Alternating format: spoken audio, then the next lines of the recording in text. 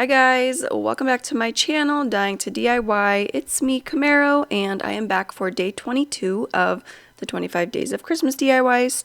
This one is only a few steps. It's very short and sweet, but it is a little messy. I did have a lot of fun with this one, but it gets a little messy, that's for sure. I can't wait to share it with you guys, so let's get right into it.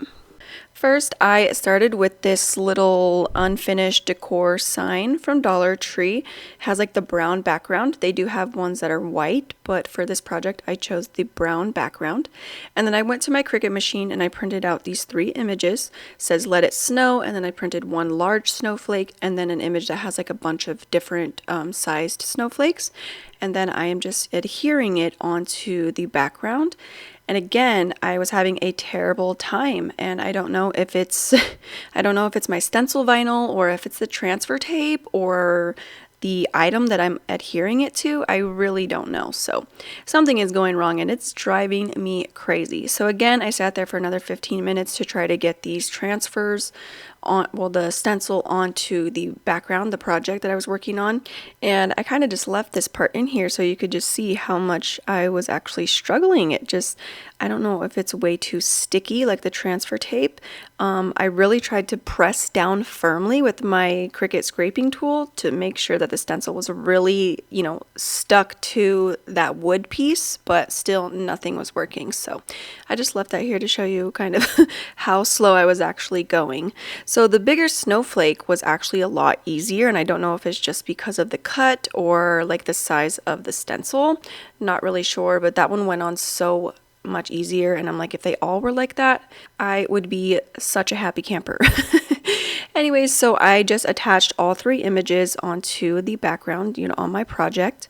I put "Let It Snow" in the middle, I put the bigger snowflake on the bottom, and then I did the little miscellaneous like different size snowflakes on the top. After that, it was time to paint in between the stencil lines, so I just took this white acrylic paint from Apple Barrel, and I started with a really thin first layer.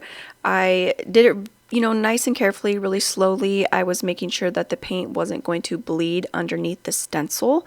So that's why I just started with a really thin layer for the first layer. And then my second and third layers were a lot thicker to make sure that the white was like really, really prominent.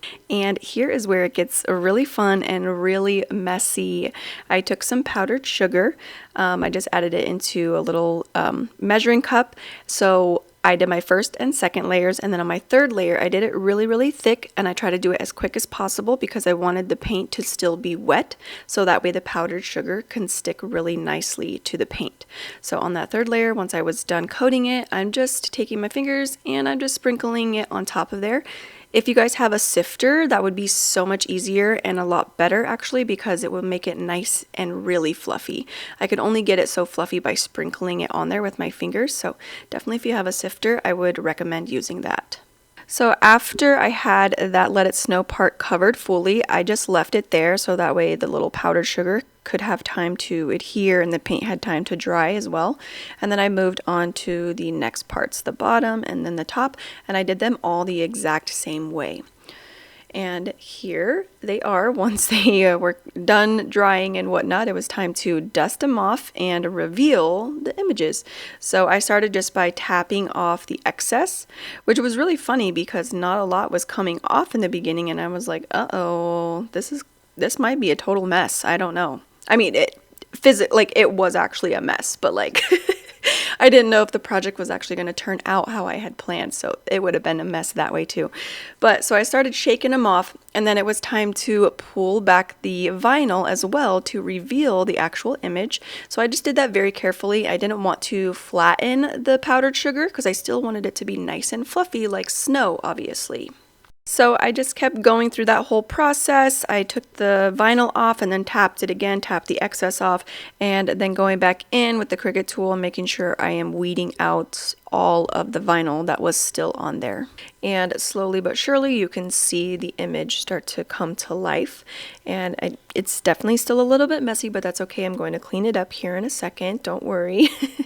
So here is what it was looking like once I was finally done weeding out everything. You can see it's kind of got that like 3D and it's kind of fluffy. It's like the snowy effect that I was going for. So I just did the same exact things to the other ones, of course. Once I had all the vinyl removed from each 3 pieces, it was time to clean them up a little bit. And how I did that was just taking a cup of water and a couple of paintbrushes, and I just went around all of the edges of, where the paint and the powdered sugar was. It does get a little sticky, I'm not gonna lie, so this, if you guys are not ready to get kind of sticky and messy, this probably isn't the project for you, but I was just kind of in a fun, let's get messy type of mood. I don't know how to explain it, but I was like, sure, I'm ready to make a mess right now. Let's do it. So anyways, I did add some Q-tips into the mix. This helped kind of get the chunkier pieces of the sugar that like kind of solidified together. It was easier to wipe those pieces off with the Q-tip. And I feel like using the powdered sugar is going to be easier than if you were going to use like flour or something. Flour is going to be doughy, and the powdered sugar, it's easier like dissolvable. So I would stick to the powdered sugar, but I have not tried the flour. So, I mean, try it and let me know how it goes. Maybe it works just as well. You never know till you try it, So here's what it was looking like once I was done cleaning up the edges. It's still a little shiny because it's drying.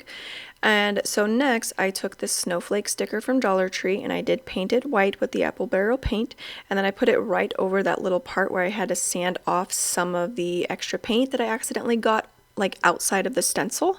So I put that on, and then next I just made a really simple bow using my Temu ribbon, and I tied that to the hanger on the top of the sign. I just didn't feel like anywhere I placed it onto the boards, it just kind of took away from the simplicity that I was going for on the sign, but it still needed like a bow somewhere, and I knew the hanger would be the perfect spot. And here is how it turned out. I think it's so adorable, so fun, and really up close you can see like just how fluffy it is. I love the little snowy effect. I think it turned out so good. I had a lot of fun with it. I kind of like to get messy and sticky sometimes, so and I hadn't in a while, so I was like overdue for it, But I really did have a lot of fun with this one, and hopefully if you guys try it, you'll have just as much fun as I did. Whoa, tongue twisters. Anyways, it's like, I'm just tired, you guys. It's almost Christmas, and I've been crafting my heart out, so I'm kind of like, like, am I all here right now? Am I okay? I don't know. Anyways, hopefully you guys kind of understand what I'm going through. But yeah, hopefully you guys liked this project for today, and stick around really fast. I'll show you some of the previous day's crafts because I really enjoyed all the other ones that I've made so far. I'm still just like, whoa, I did almost 25 days in a row. After it's all said and done, it'll be at 25. You know what I mean? I need to wake up. I need a coffee or something. So anyways, guys, thank you all so much for being here, and hopefully you have enjoyed all the projects that I have created so far. Your support means so much to me. So happy to have you a part of the Dying to DIY fam. And I will catch you guys tomorrow for day 23. Okay, bye.